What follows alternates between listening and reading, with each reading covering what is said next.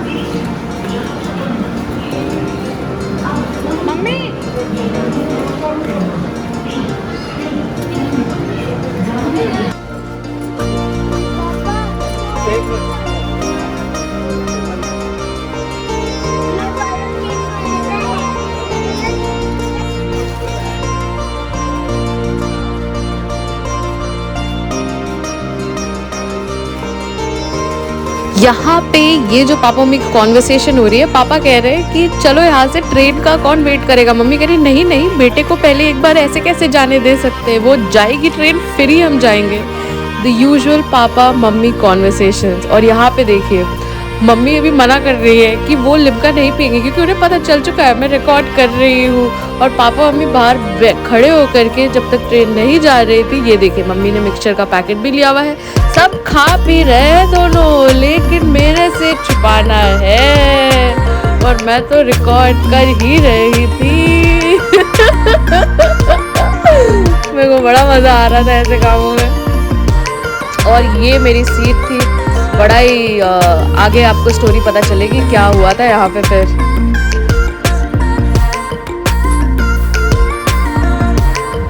सोहन पापड़ी की जगह लड्डू, वाह भाग के चमक गए इंडियन रेलवेज के। और ये यहाँ पे बड़ा ही सुंदर सा सीन था, आप देखिए कितना क्लियर स्टैंडिंग वाटर है कि इतने क्लियरली लोग जा रहे हैं और उन सब का रिफ्लेक्शन पानी में दिख रहा है। This was so beautiful. मतलब ऐसे गांव खेतों में भी इतनी खूबसूरती दिखती है इंडिया में, मतलब क्या ही बोलूँ। I am always amazed whenever I step out of my house. रात को मैं उठी थी और अचानक से मुझे ये दिखा, oh my god Mirzapur.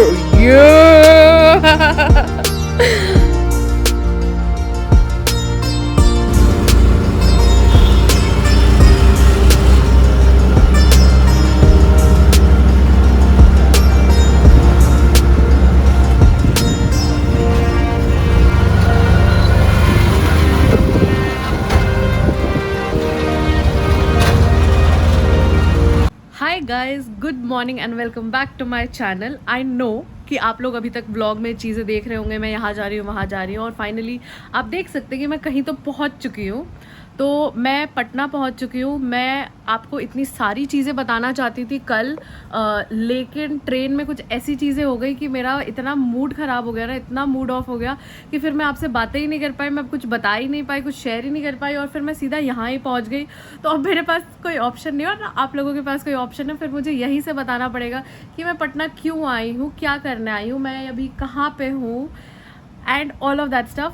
But उसके पहले कल ना मतलब मुझे एक चीज़ रियलाइज़ हुई, जैसे मेरे सामने एक अंकल बैठे थे, साइड लोअर बर्थ था मेरा, सॉरी साइड अपर था और उनका साइड लोअर था, और वो मेरे को ना बार बार प्रेशराइज़ करने लगे ऊपर जाने के लिए बड़े मैनिपुलेटिव वे में, कि आप ऊपर चले जाओ, आप आपकी सीट ऊपर है, आप नीचे मत रहो, but I can sit there till 10 PM और समथिंग।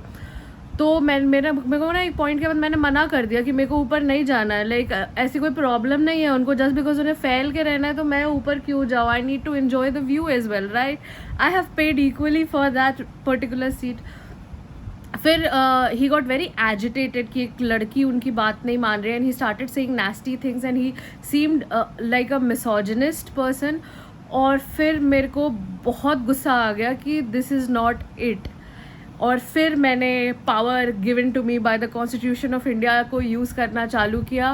फिर टीटी को बुलाया, टीटी ने उनको थोड़ा अच्छे खासे तरीके से समझाया, समझ रहे ना आप, अच्छे खासे तरीके से समझाया, उनकी सीट हटा के चेंज करी, और एक बड़े ही अनकम्फर्टेबल, मतलब वो कहते हैं ना from the frying pan into the fire, वैसी कुछ सिचुएशन हो गई उनकी। बट मुझे ये चीज़ रियलाइज़ हुआ कि जस्ट बिकॉज कोई आपको दबाना चाह रहा है बिकॉज ऑफ योर जेंडर, या फिर बिकॉज आप अकेले हो, या फिर बिकॉज ऑफ योर एज, तो आपको दबना बिल्कुल भी नहीं चाहिए। आप वहाँ पे हक से गए हैं, आप ऐसे ही, मतलब बिहारी में कहते हैं ना, बिगाए फेंकाए हुए थोड़े ही है, विच मीन्स कि ऐसे ही रोड पर के थोड़ी है कि वहाँ पे पहुँच गए हैं। I have paid for it, it's not sleeper whatever. तो you should stand up for yourself, and once you stand up for yourself तो there will be people around you who will help you. Now of course मैं ये रात भर सोच रही थी कि ऐसी चीज़ें मेरे साथ ही क्यों होती है। चंडीगढ़ में भी ऐसा हुआ था, अगर आपने व्लॉग्स देखे हैं चंडीगढ़ वाले तो आपको पता होगा, बोट पे एक बंदा मेरे वीडियोस फिल्म करने की कोशिश कर रहा था, मतलब ऐसे ही जेन्युइनली नहीं, मतलब ऐसे ही जनरली वो वीडियो जो है मेरी तरफ करके, मेरी वीडियो बस बनाए जा रहा है।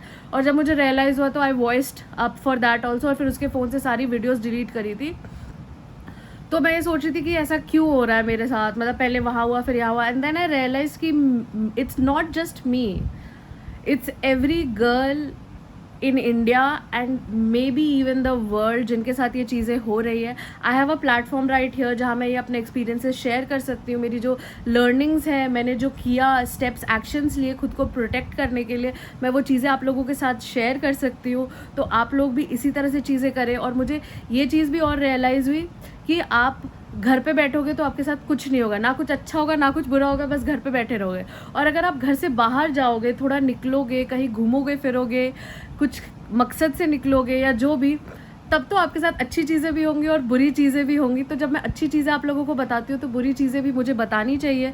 एंड एक चीज़ और है कि जो कॉन्स्टिट्यूशन ऑफ इंडिया है वो बहुत सारे राइट्स एंड पावर देता है अपने सारे ही सिटीजन्स को, एंड आई थिंक लड़कियों को वो थोड़ा ज़्यादा पावर देता है, बिकॉज कॉन्स्टिट्यूशन को भी पता है कि लड़कियों के साथ कितने अन्याय होते हैं from the time that they are just a fetus to the time when they die, ठीक है।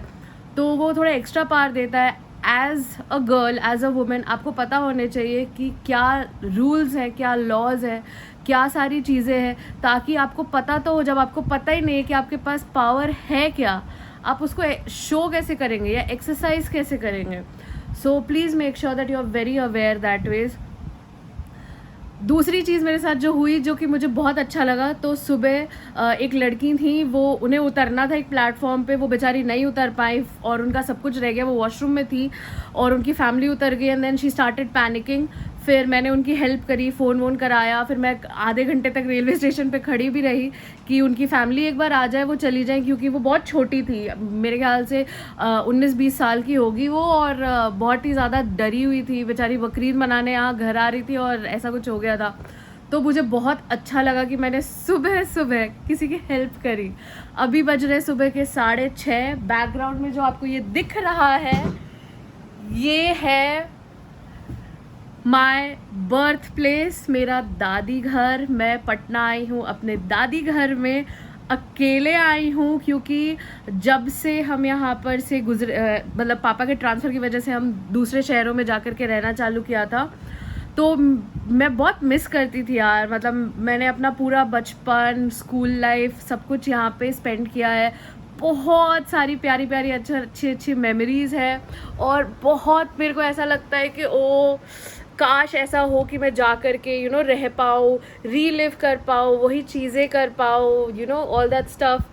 तो इतना तो पॉसिबल नहीं हो पाता था, बट आज मुझे ऐसा लगा कि अब तो मेरे पास ऐसा जॉब भी नहीं है कि मेरे को लगे कि अरे जॉब से छुट्टी नहीं मिलेगी वगैरह वगैरह। अब तो मैं खुद की मालकिन हूँ, जॉब वाइज भी और लाइफ में भी। तो क्यों ना मैं वहाँ जाती हूँ, आप लोगों के साथ भी शेयर करती हूँ कि मैं यहाँ पे क्या करती थी, कैसे रहती थी।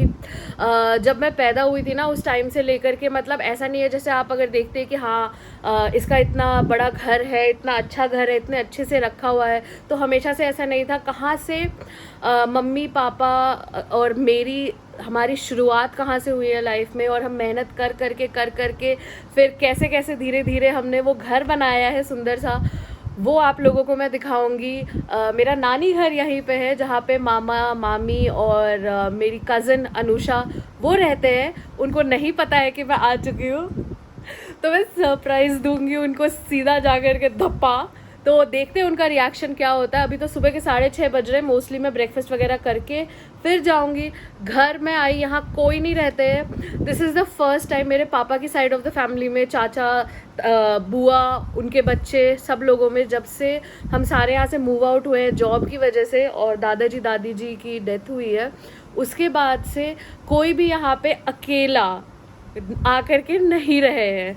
क्योंकि ऑफ कोर्स बहुत सारी मेमोरीज आती हैं और थोड़ा डिफ़िकल्ट हो जाता है। मतलब मेरे को अभी ऐसा लग रहा है कि भी दादाजी वहाँ पे आते थे, सुबह का टाइम होता था, वो बाहर बैठते थे, ऊपर योगा कर रहे होते थे, दादी जी बेडरूम में योगा कर रही होती थी। तो मुझे वो सारी मेमोरीज आ रही हैं, which is a good thing. I love remembering the things where I come from and the most important people of my life.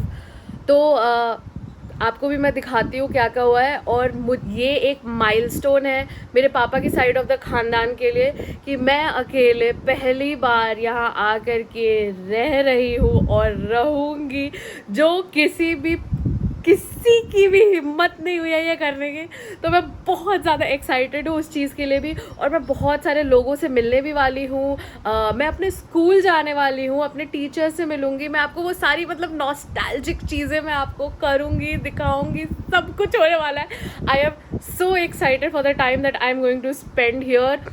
And और क्या बताना था मुझे, हाँ एक चीज़ आपको दिखाती हूँ। तो मुझे ना ये बड़ा ही स्वीट लगता है, दादाजी ना ऐसे फ़ोटो रखते थे, तो मैं आपको दिखाती हूँ। ये ऊपर में ये मेरे दादाजी हैं और ये मेरी दादी जी हैं। और ये जो आप फ़ोटो देख रहे हैं लेफ़्ट साइड, मेरे परदादा जी हैं, ये मेरे परदादा जी हैं, ये मेरी परदादी जी हैं। ये दादाजी और दादी जी की एक बहुत ही प्यारी, ओके फोकस कर ले यार। और ये मेरी परदादी जी की फ़ोटो है और ये दादाजी दादी जी, हम सारे फुल फैमिली के। अभी तो रिफ्लेक्शन आ रहा है, कैसे ख़त्म करूँ इसको, लाइट, अरे अंधेरा ही हो गया पूरा। ओके यहाँ पे फिर हमारे सारे फैमिली के सारे मेंबर्स का कोलाज है जो कि बड़ा ही प्यारा है। तो दादाजी को ना ऐसे फ़ोटोज़ वगैरह आसपास लगाना बहुत अच्छा लगता था। और अभी भी इस घर में सब कुछ वैसा ही है, हमने एक तिनका भी नहीं हिलाया है। And I am so happy about it. आ करके बिल्कुल इतनी पॉजिटिव वाइब्स आती है, इतनी पॉजिटिविटी आती है, बहुत अच्छा लगता है।